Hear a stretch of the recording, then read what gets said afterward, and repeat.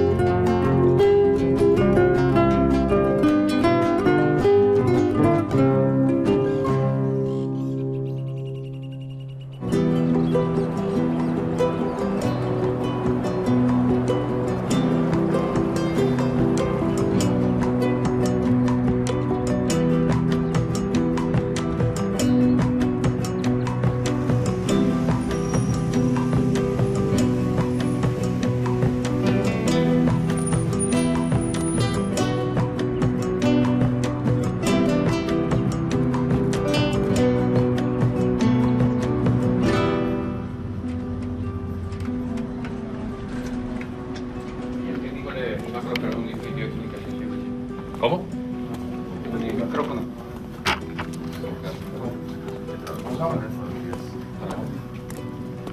¿Dónde me siento? 1, 2, 3, comienza. Sí, se escucha. ¿Eh? ¿Quién me escucha a mí? ¿Funciona? Acá está el sonidista. ¿Funciona? Hace pocos días estábamos con Evo y Evo nos decía que, bueno, que él era el primer presidente que representaba una comunidad indígena, que eso significaba una responsabilidad muy importante porque él imaginaba que si fracasaba en su proyecto probablemente sea también el último.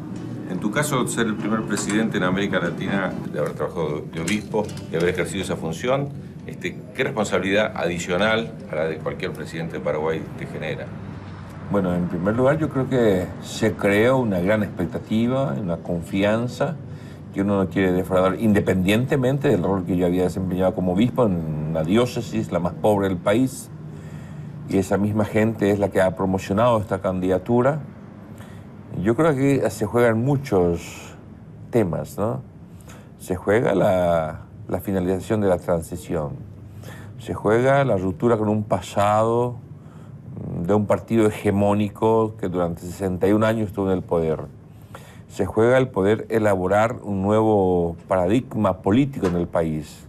Se juega la experiencia de la Alianza Patriótica para el Cambio, que en 8 meses, 9 meses, casi 9 meses de su creación ya estaremos asumiendo el poder. Se juega la gobernabilidad, se juega el desarrollo de la gente, es decir, los desafíos son inmensos, pero las ganas, la voluntad, el entusiasmo del equipo que estamos en la Alianza también es grande. Pero se juega sobre todo el poder sacar adelante el país.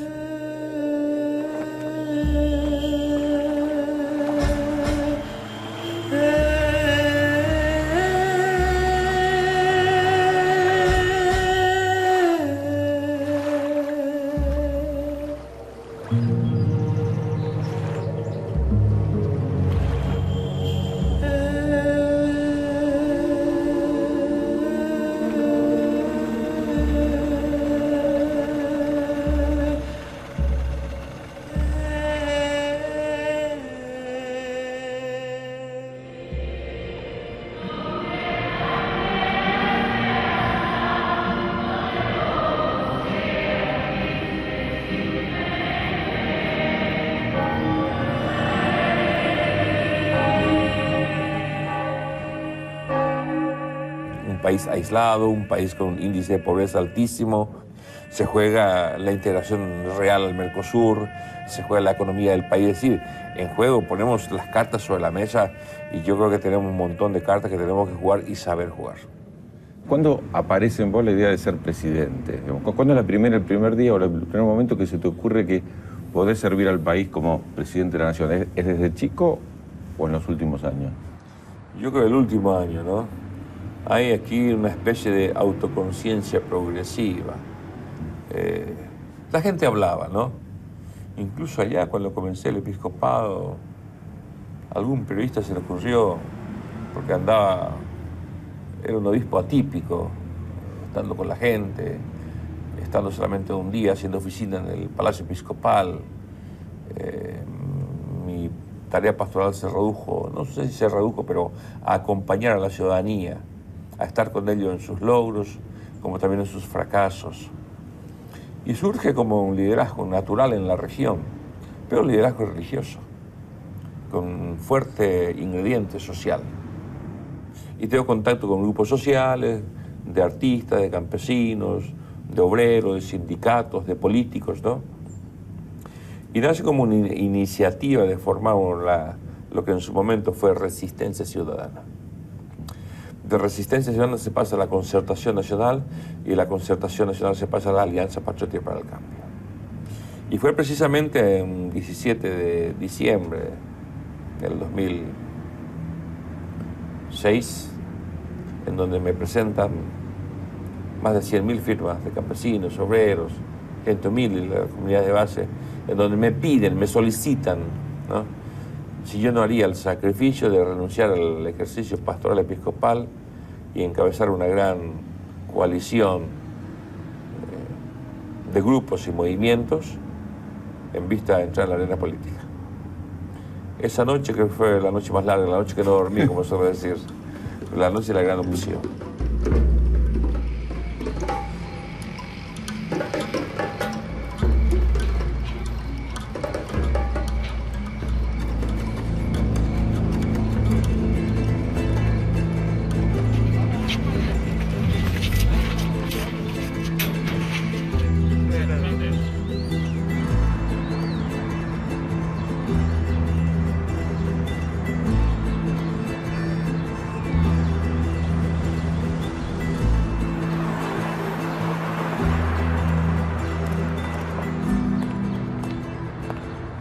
En este portón de nuestra casa, la casa que un día nos viera llegar, fue en donde Fernando anunció, sin que nadie supiera, improvisamos una tarima en donde él hizo su renuncia a su diócesis y que se lanzaba en la arena política, y de acá partimos en caravana. Esta era nuestra sala comedor, donde todos los hermanos comíamos, ¿verdad? Aquí en este mismo lugar le hemos velado a mi hermano que falleció en un accidente, a mi papá, y mamita ya lo tuvimos que velar en un salón velatorio.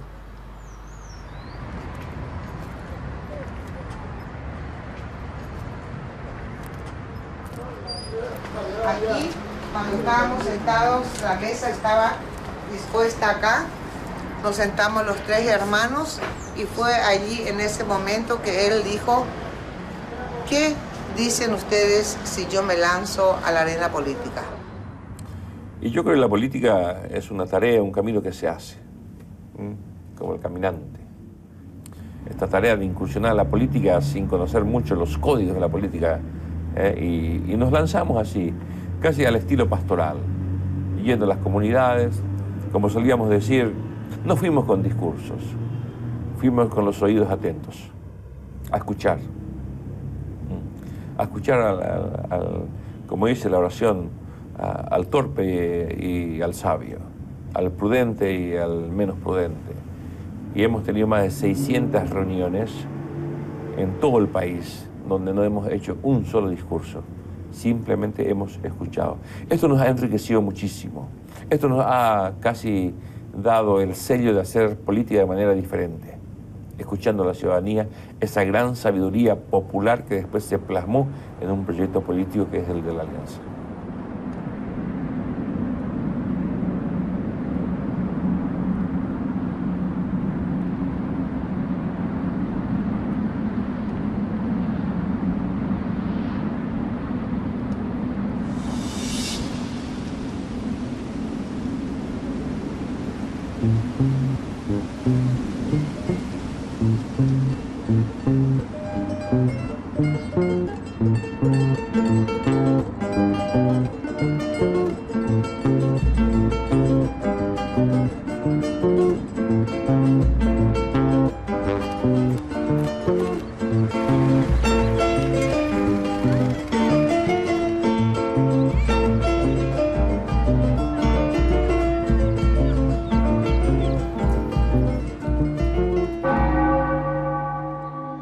Aquí se ha ordenado el Monseñor Fernando Lugo, sacerdote Fernando Lugo, en esta basílica que llaman de San Roque González de Santa Cruz.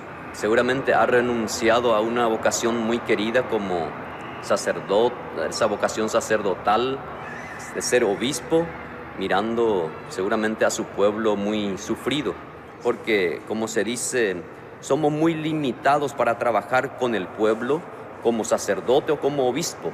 El derecho canónico todo nos restringe, pero mirando seguramente él al pueblo, optó por este camino que la Iglesia le vuelve laico, y todos esperamos mucho de él.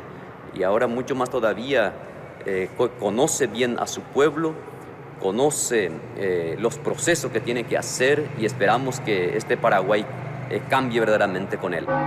El político aquí, en gran medida, no es 100%, es como el que habla mucho, el que tiene la fórmula mágica, el que habla siempre, el que pega el último discurso, ¿verdad?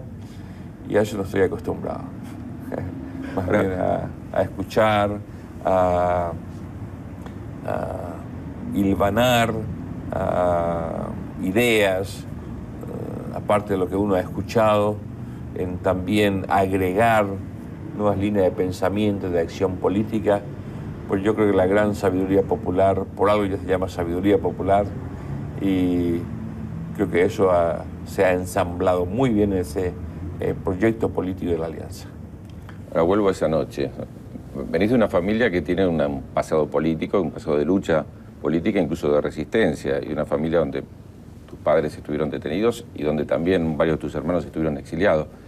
¿Pensás que hay algún mandato en ese sentido, que estabas respondiendo a algún deseo familiar o a una realidad familiar que viviste de muy chiquito?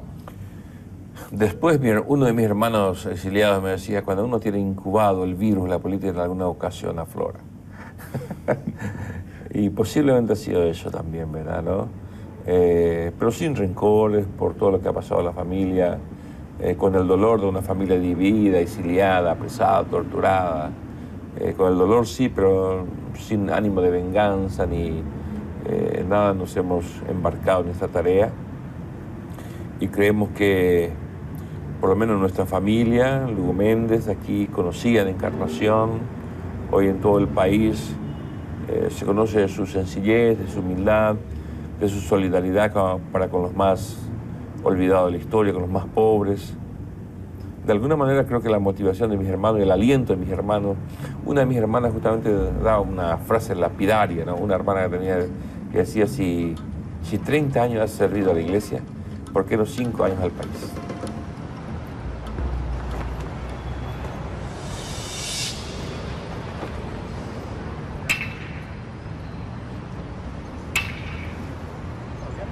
Este es un homenaje a Asunción, recordando los 500 años.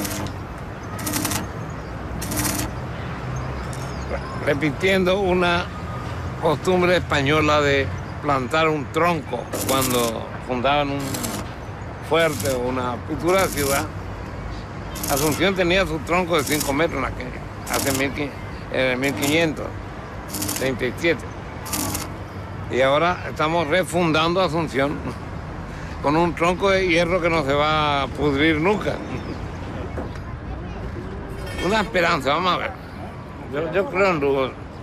Fue un tipo de moral buena. Yo creo que va a ser buen gobierno. Va a ser un gobierno de coalición. A veces no duran mucho los gobiernos de coalición, pero yo creo que como en este país hay un problema, no es político, es moral. Y él como es cura, tiene una buena formación moral. Yo creo que va a ser exigente en ese aspecto. Nadie le puede criticar a Lugo como amoral. Un tipo recto. Y un ejemplo para mucha gente. Desde la época de la dictadura, todo el mundo robaba. Cuidado ya. Lugo no robó. No creo que sean.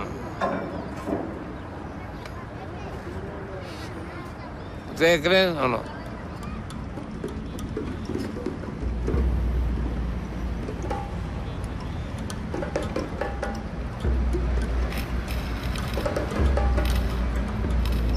De los dos lados, para que no.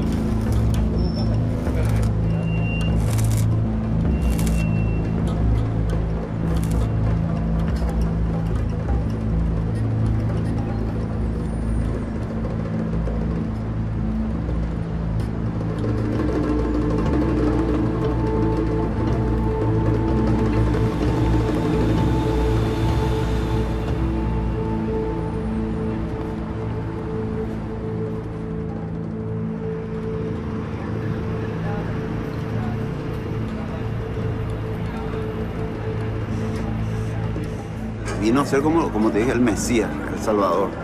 No había otro candidato. Habían candidatos, pero ya estaban manchados. En él se vio reflejado todo, ¿verdad? La esperanza, la salvación, todo. Y él viene de cuna de Colorado. Su gente fueron exiliados. Le fueron maltratados, fueron humillados. Yo creo que fue en el 62.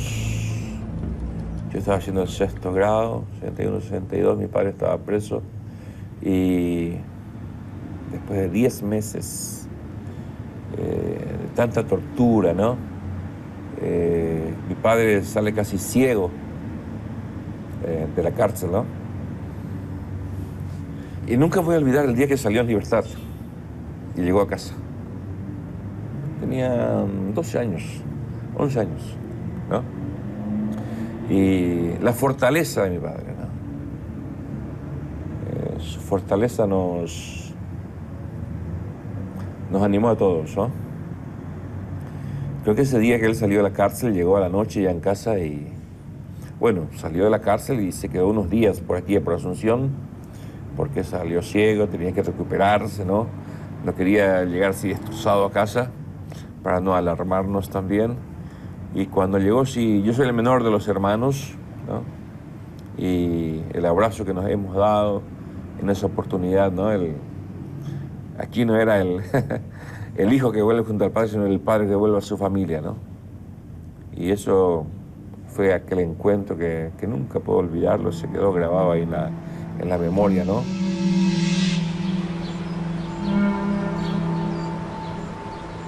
Justamente mi papá estuvo casi un año en la mazmorra del dictador Stroessner, y cuando salió, y en eso, durante todo ese tiempo él no vio la luz del sol. Estaba encerrado en una pieza sin que permitieran que yo le acercara ni una almohada, ni una colcha, absolutamente nada. Era un ladrillo su almohada, dice que dentro de la pieza. Tal es así que él salió medio ciego y con muchos problemas de salud. Sus brazos tenían todo endurecidos de posar por el suelo. Y entonces, cuando papá volvió, ¿verdad?, después de 11 meses, fue seguramente una de las alegrías más grandes, porque caso contrario papá iba a morir dentro del calabozo. Este es el Centro de Documentación y Archivo para la defensa de los derechos humanos. Aquí entramos por la puerta del pasado.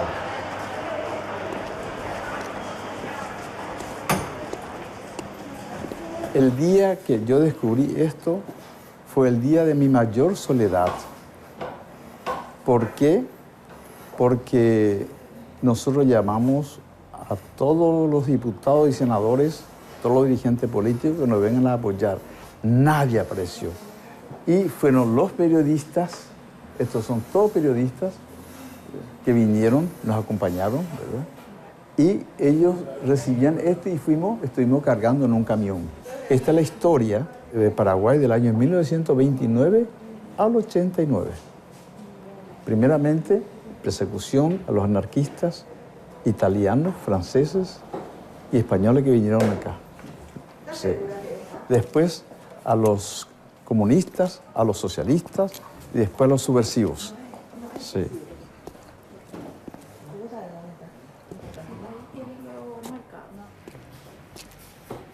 Aquí, por ejemplo, está un informe del 16 de mayo en donde el jefe de asuntos políticos le informa a su jefe que en el día de la fecha, 16 de mayo, en un avión birreactor de la Armada Argentina, matrícula 5730, viajaron con destino a la ciudad de Buenos Aires los siguientes detenidos: Gustavo Edison Insaurralde, uruguayo; Nelson Rodolfo Santana, escoto, uruguayo; José Landi, Argentina; luego Luso, argentino; Dora Marta Landi, argentina. Lo mencionaba, pero esos fueron en este avión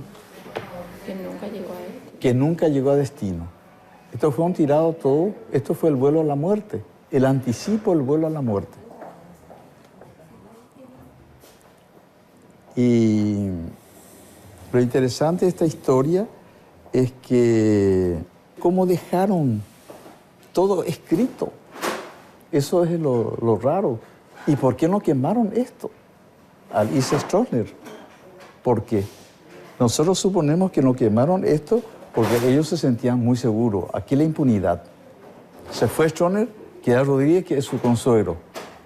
La impunidad.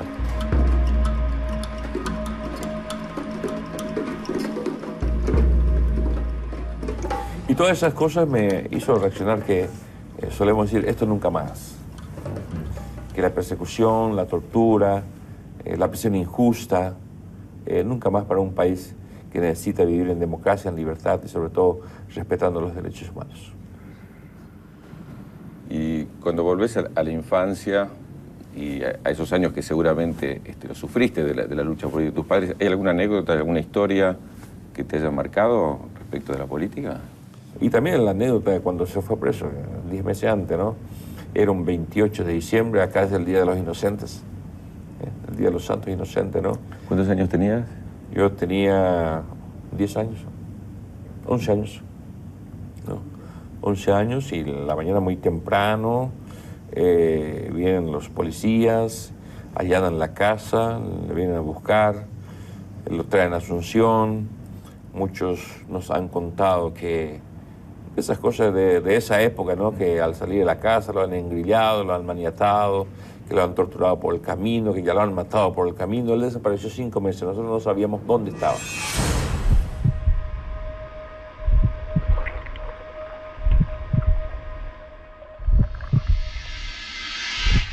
Este fue el Cóndor, la oficina del Cóndor. Y este escritorio estaba aquí, del coronel Thierry. El coronel Thierry no hablaba, era mudo, sino gesticulaba. Así, continuó la tortura, pare la tortura, y la tortura sufríamos aquí en este lugar. En este lugar. El coronel de ahí dando las órdenes. Y este es el aparato que usaban ellos para meternos la picana eléctrica en los testículos, en la vagina de la mujer. La costumbre en aquella época era arrancar primero las uñas con esta máquina. Con esto sacar las uñas. instrumento de tortura, las uñas, ¿verdad? Esto es un magneto que se usaba en lugares donde había electricidad. Esto era una aplicación de pentotal, el suelo de la verdad, que se aplicaba a los presos políticos para que hablen. Bueno, aquí vemos ahora, esta foto es muy importante porque se trata de la familia del presidente Lugo. Aquí está el tío de Lugo, fue perseguido. Toda la familia de Lugo están aquí. Esta gente sufrió 40 años de persecución política. Y en Buenos Aires el tío de Lugo fue secuestrado por los militares argentinos. Bueno, aquí la iglesia paraguaya, la iglesia católica, durante la dictadura, la iglesia siempre estuvo al lado del pueblo. A diferencia de Argentina, que la iglesia siempre estuvo a favor de los dictadores, ¿verdad? La jerarquía al menos, ¿verdad? Y aquí tenemos los sacerdotes que sembraron la teología de la liberación en Paraguay. Lugo pertenece a la teología de la liberación, o sea, los sacerdotes que hicieron la opción por los pobres. Estos son los dirigentes que fueron todos echados al Paraguay, y fueron todos al Ecuador. Y Lugo también estuvo en Ecuador. Por eso que él está muy comprometido con las clases populares. Lugo es la esperanza. Nosotros hemos terminado la teología aquí en Asunción sin haber escuchado una clase de teología de la liberación. Y en Ecuador sí, me impactó, ahí sí que me impactó la brecha entre los ricos, los pudientes y los miserables de la historia. Y conocíamos al señor Proaño, el obispo de los indios, el obispo del Poncho, como le decían. Hemos compartido largas pláticas con él, retiros, tareas pastorales, encuentros, discusiones, ¿no? En donde fui perfilando casi un nuevo modo de ser sacerdote. Cuando yo fui al campo a enseñar, ¿no? Por no tener la afiliación al Colorado me mandaron al campo, al monte casi, ¿no? Ahí yo comencé a leer la Biblia, con conciencia, ¿no? Uno llevaba un cristianismo casi de manera inconsciente, ritualista, pero ahí comencé a leer y encontré en la gente al verdadero Cristo empobrecido, ¿no? En los niños que venían descalzos en el frío, en los niños que nosotros los profesores le preparábamos el desayuno para poder por lo menos atender un ratito, en los padres que trabajaban la tierra de sol a sol y no podían tener un bienestar familiar. Yo creo que ese fue el encuentro conmigo mismo, el haber salido por primera vez de mi casa con un ambiente diferente, en el campo. Eso marcó mi vida, ¿no? Marcó mi opción también, mi decisión de trabajar por los demás, en donde todas mis fuerzas, mi voluntad, mi inteligencia, mi corazón, poner al servicio de los demás. Nosotros enseñamos mañana, tarde y noche, casi ad honorem, a la noche con vela, cuando había jóvenes y adultos que querían estudiar. Dábamos clase ahí, ya sea en la capilla o en la escuela, donde sea, ¿verdad? Una vocación un poco de un docente 100%. La fe no puede estar desencarnado, aislada de lo social.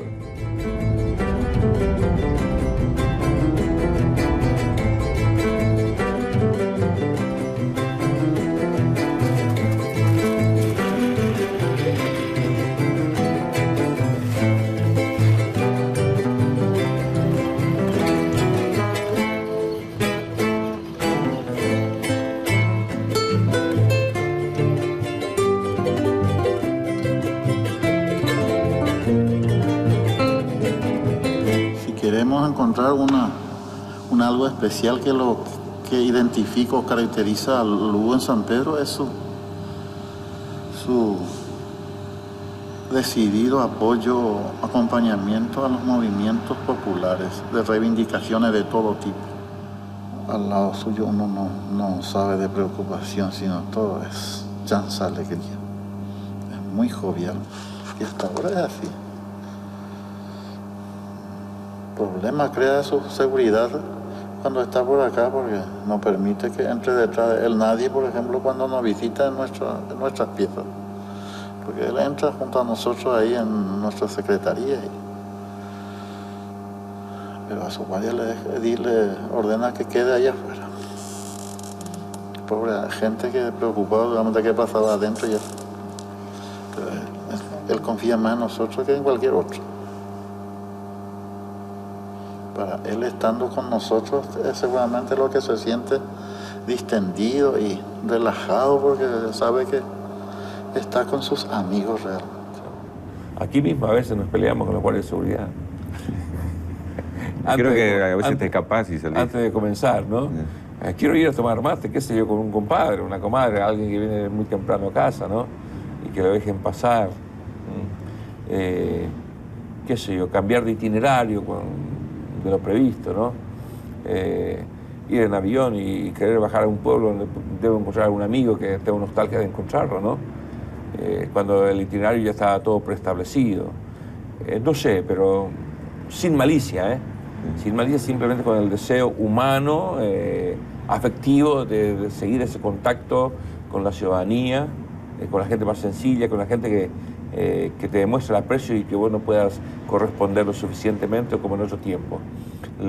Hay una anécdota que a mí me dicen en mi familia, cuando niño me decían no.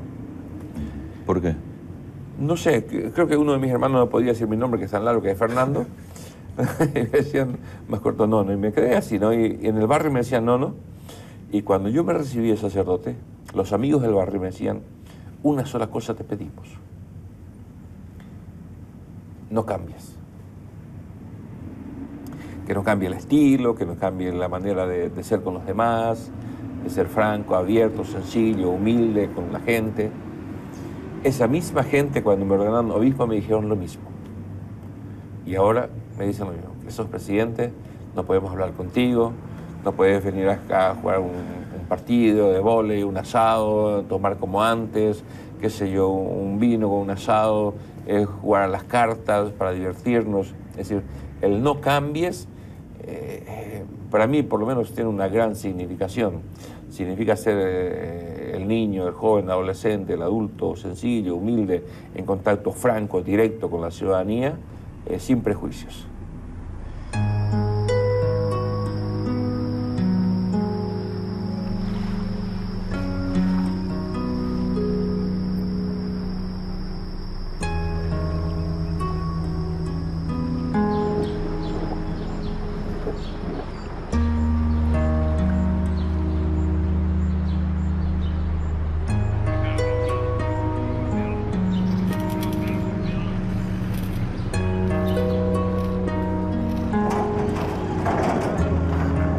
Aquí no.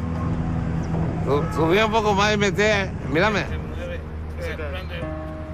No, el cambio no tiene signo ideológico en el caso paraguayo. En la agenda del Paraguay no está colocada la necesidad de una revolución socialista, por ejemplo. Eso habría que descartar, ¿verdad? Paraguay tiene otros desafíos. Es uno de los países más pobres del continente y necesita modernizar su economía, modernizar la política, fortalecer las instituciones, modernizar la sociedad y modernizar el Estado, ¿verdad? Esos son los grandes desafíos con los que Lugo se va a enfrentar. Yo creo que hay gente que presiona por una definición hacia la izquierda y hacia la derecha, o hacia la derecha, y eso no tiene mucho sentido. Nosotros estamos en una fase previa, digamos, de modernización en varios aspectos, y es lo que se va a encarar en este periodo de 5 años. Aquí hay que sacarlo a los pobres de su pobreza y sacarlos juntos, siendo ellos protagonistas, sujetos. Y creo que esto es una tarea. Tenemos la herramienta política, tenemos las instituciones, el Estado, el gobierno. Paraguay es el único país en la región que tiene excedente en energía. energía es el gran tema del planeta hoy, ¿no? Tenemos las condiciones climáticas, la tierra para ser el gran productor de alimentos. Yo creo que si estos dos grandes ejes pudiéramos desarrollar, el producir alimentos con calidad y poder renegociar bien nuestra energía e utilizar también nuestra energía en un desarrollo agroindustrial e industrial, yo creo que Paraguay puede y podemos salir de esta situación que nos ata históricamente. Pareciera que la angustia, la pobreza, como decía ya alguien, se ha enamorado del país y se ha quedado aquí entre nosotros. Yo creo que tenemos esta gran oportunidad de salir de esta situación con la participación de todos, con una democracia participativa e incluyente. Creemos que es posible que Paraguay, no digamos este año ni el próximo año, ¿verdad?, pero de aquí a un tiempo pueda tener otra imagen a nivel internacional y desarrollarse también nacionalmente con más equidad.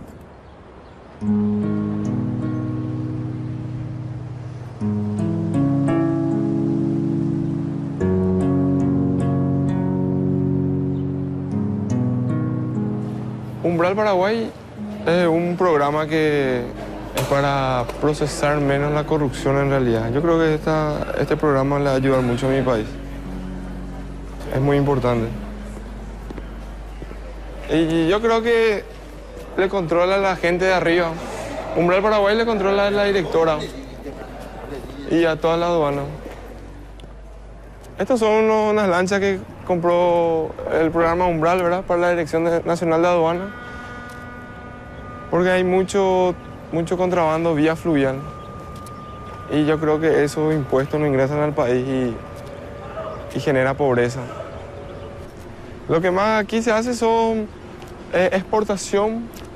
Se exporta mucho cuero, carne. Importación no tenemos más, en realidad. Importamos muchas cosas. Bastantes cosas importamos, pues no hacemos nada acá, pues. Tristemente no hay nada, no hay ni una fábrica, nada. Eso es lo que antes estaría bueno si hay. Por culpa de unos pocos todos tenemos que sufrir.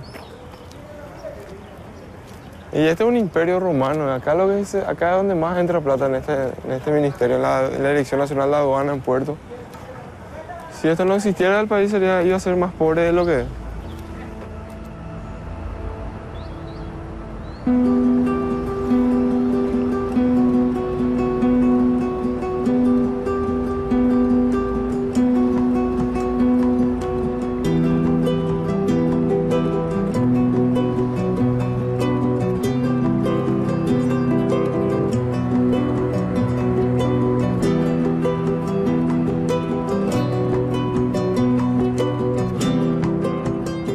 Hay signos de ilusión, de esperanza, por eso seguimos apostando por la integración aquí dentro de la región en primer lugar, profundizar el Mercosur, que no sea solamente un Mercosur comercial, sino ir por un Mercosur social, una integración también entre los pueblos, un Mercosur político, que el Parlasur ojalá tenga un desarrollo importante en la región, un Mercosur cultural. No se puede hablar de cambio sin un cambio cultural, y creemos que con la conciencia y solidaridad de los países de hacer un continente mucho más habitable, yo creo que eso va a atraer a mucha gente a vivir en América Latina. América Latina integrada, nacional e internacionalmente. América Latina que tendrá su voz propia. América Latina que pueda decir a los otros continentes, aquí estamos en igualdad de condiciones. América Latina que después de tantos años, con los líderes de los diferentes países intentando una integración real, una América Latina que pueda romper sus fronteras geográficas, culturales, ideológicas, ¿no?, en vista de una integración real.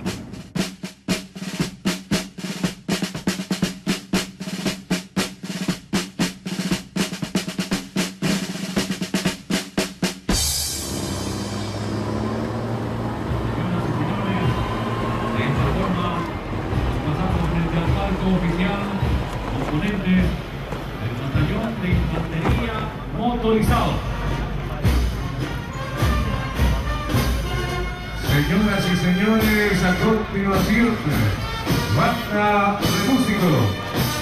También estos músicos participaron activamente como combatientes al frente de las líneas en las trincheras, como en el cabo de músico Cipriano Cristiniano Franco Tercero Verde, quien fue herido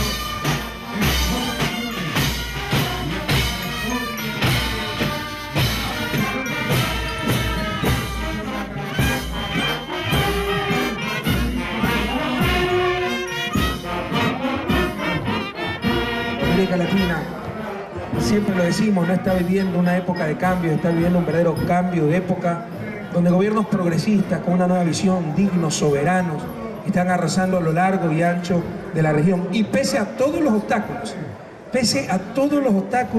a todas las trampas del poder, porque no crean que ganar una elección en América Latina es llegar al poder. No, se obtiene un pedacito de poder. Los poderes fácticos, los omnímodos siguen intactos. Poco a poco hay que alterar esa correlación de fuerzas en función de las grandes mayorías. Este es el inicio de la lucha. A Fernando le decíamos, le insisto, la mejor de las suertes, como él lo dijo en su discurso. Nadie dijo que iba a ser fácil. Lo que no es imposible, es posible, pero es durísimo. Se van a tener que enfrentar a muy duros obstáculos Paraguay, como nos estamos enfrentando la mayoría de países de América Latina que quieren un cambio real. Así que adelante Paraguay, adelante América Latina, que el presente y futuro ya está en nuestra mano. Muchas gracias. Ser presidente de un país, ¿no? Estar metido en una burocracia que te puede encapsular, sin el contacto directo con la gente. Yo nunca quise ser esclavo de la burocracia, ni en la docencia, ni en la iglesia, y ahora tampoco acepto del todo, ¿no?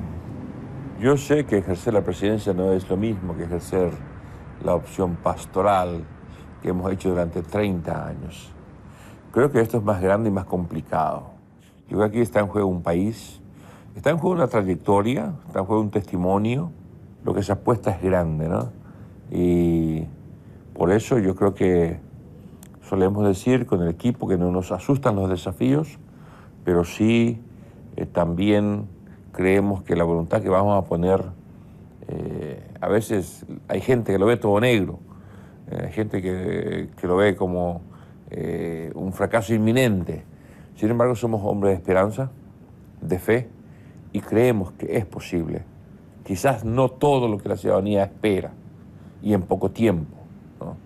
Pero sí, yo creo que el proceso político paraguayo va a ser un proceso político diferenciado, va a ser un genuino proceso desde dentro, desde la gente, desde abajo, ¿no? En la cual la participación ciudadana marcará la diferencia de los regímenes anteriores.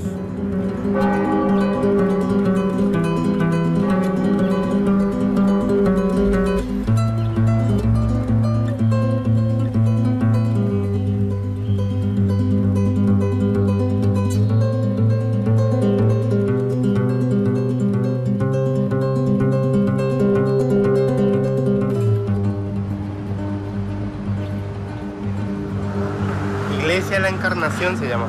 Antes, en la época del 70, cuando hubo una revolución acá en Paraguay, servía como un cuartel y también como un hospital. Esa es la historia.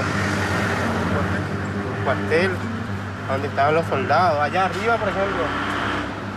Ahí, por ejemplo, se subían los soldados y para controlar el río Paraguay, porque de ahí se ve toda la bahía.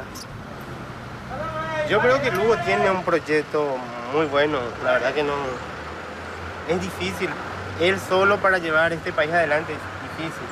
Yo creo que nosotros como ciudadanos deberíamos de ayudarle para darle una oportunidad para que él pueda llevar a cabo lo que se propone.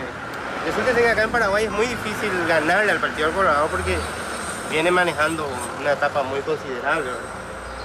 Y eso lo hacen expertos, además tienen afiliados por medio del Estado que son muchísimos, yo creo que son más de 2 millones. Y ponerte contra eso, o sea, que lanzarte contra el Estado, que es el Partido Colorado, es muy difícil. Ahora, yo creo que Lugo ganó porque ellos no se lanzaron contra el Partido Colorado. Si uno quiere trabajar en el Estado, debe afiliarse al Partido Colorado. Y mientras vos estés afiliado al Partido Colorado, vas a tener trabajo, no importa que no sepas hacer nada. Eso es lo que yo veo y lo que yo siento, que es así. Yo no trabajo en el Estado porque a mí no me gusta el partido. El Estado se ha identificado con un partido, cierto. Yo creo que la gran tarea es deslindar responsabilidades. El Estado, que tiene que estar con su institución al servicio de todos los paraguayos, va a ser el gran diseño y va a ser el gran compromiso nuestro. En donde durante décadas y décadas, yo me recibí de maestro, y solo contar esto, en el 69, y para conseguir un puesto de trabajo como maestro, tenía que tener la afiliación al Partido Colorado. Una manera evidente de que la afiliación era el mejor currículum para ser funcionario del Estado. Yo creo que esos hechos los tenemos que superar. Poner en funciones, en la función pública sobre todo, a las personas más capaces, más honestas, más transparentes, más eficaces, eficientes, ¿verdad? Yo creo que eso también va a ser una tarea que molesta a mucha gente, que estuvieron instalados durante décadas y décadas. Yo creo que esos hechos los tenemos que sepultar definitivamente.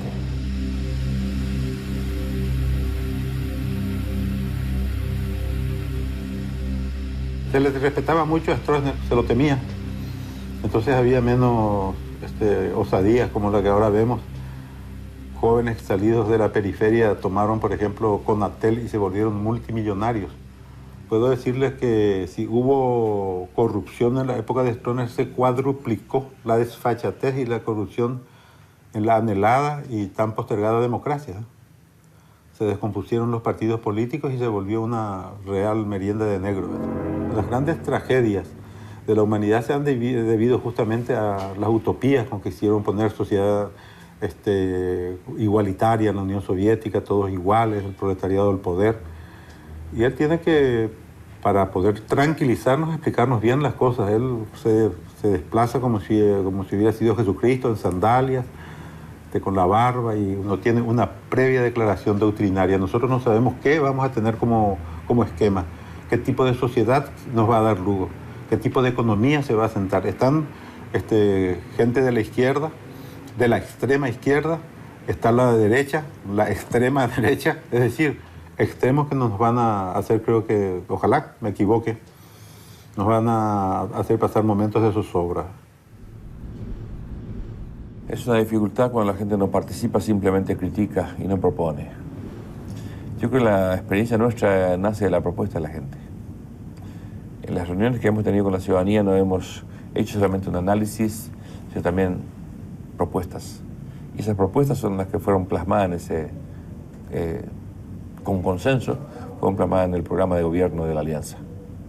Yo creo que la ciudadanía tiene propuestas, la ciudadanía sabe, la ciudadanía sencilla, humilde, con su sabiduría popular, sabe hacia dónde quiere llegar, ¿no? Y hay un modelo casi que nos ha diseñado, ni se ha completado de diseñar dentro del país.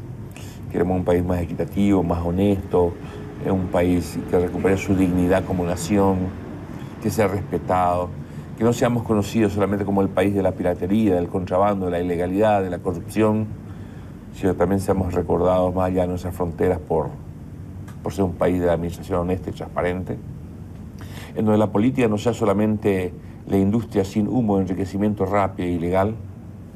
Son grandes desafíos que en el día a día uno está luchando con eso.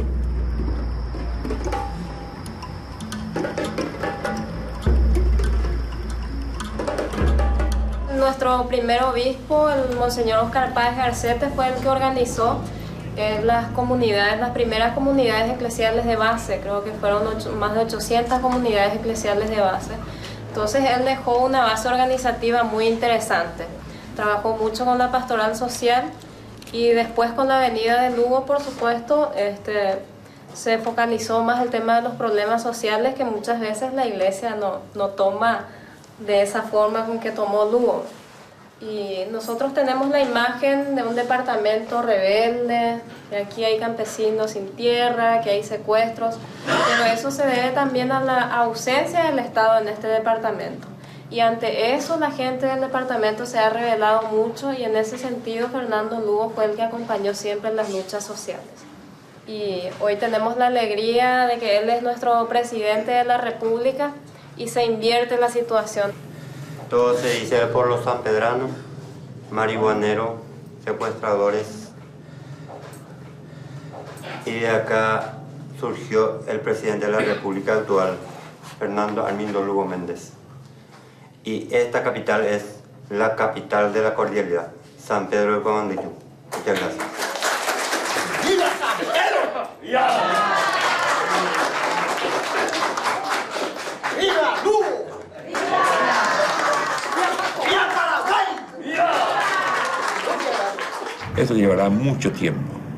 Nosotros nos hemos comprometido con los paraguayos y paraguayas que viven aquí que vamos a comenzar, vamos a iniciar un genuino proceso de cambio en el país. Y quizás de nuevo me baso en la Sagrada Escritura, como dice Pablo, uno es el que planta, otro el que riega, otro lo hace crecer y otro después cosechará. Nosotros vamos a poner las bases, los pilares de una genuina democracia participativa, con igualdad de oportunidades a todos,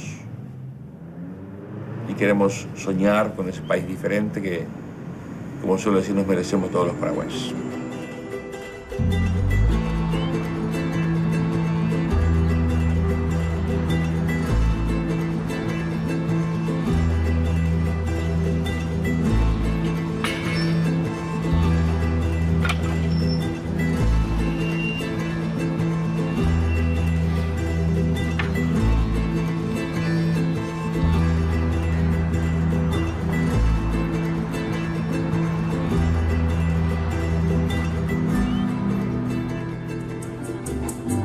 Aquí pasó Fernando hacia aquellos montes lejos.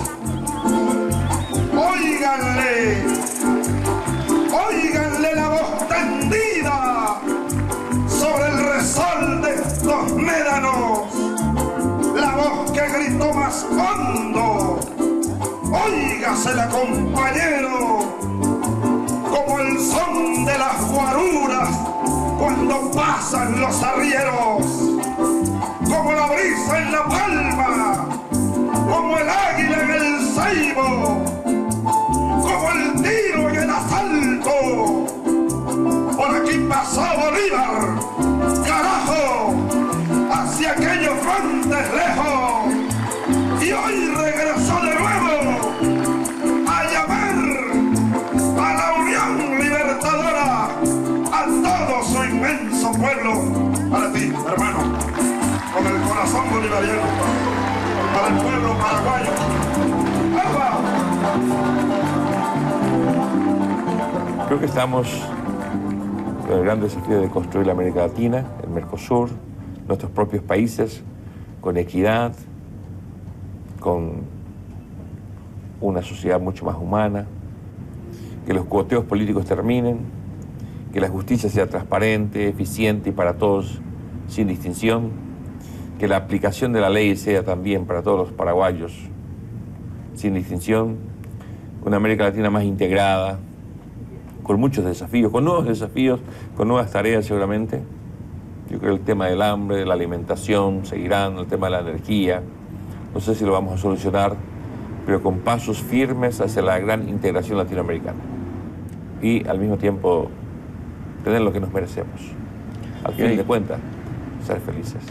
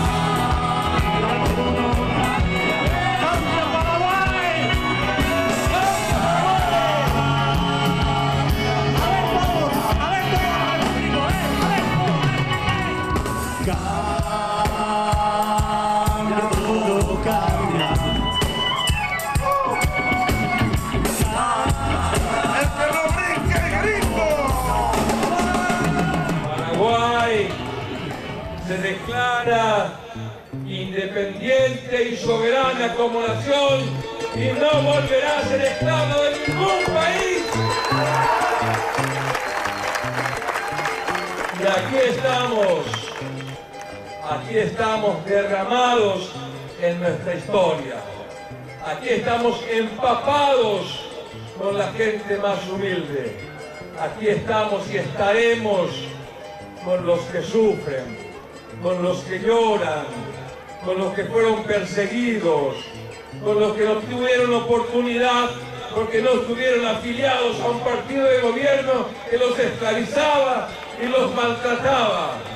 No venimos para repetir historias, no venimos para que seamos conocidos como el país de la corrupción, de la ilegalidad, del narcotráfico. Paraguay será conocido como un país grande, como un país honesto, como un país transparente. No permitiremos que nos vuelvan a comprar por migaja. No tenemos precio, no tenemos precio. Confiamos en este pueblo.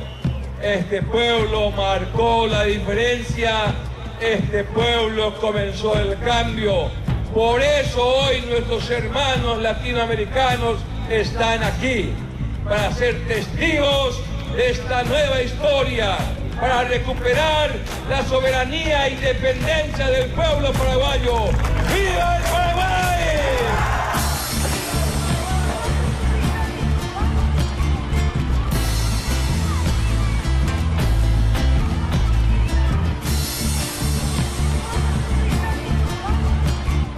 Gracias por tu tiempo. Sabemos que debes estar enloquecido.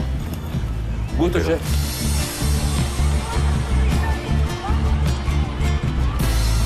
Ah, qué bueno. Muchas gracias. Bueno, muchas gracias.